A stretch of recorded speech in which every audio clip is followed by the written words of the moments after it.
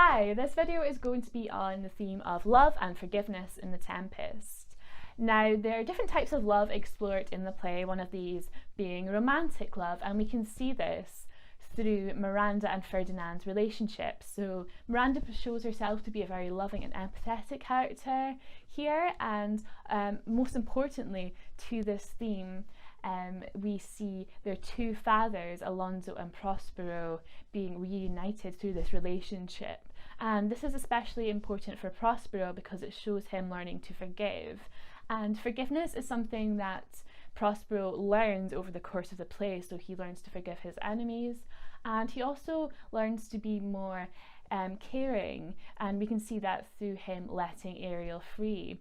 But of course this does not extend to everyone, because he's still quite cruel to Caliban at the end of the play, even though he does leave the island for him.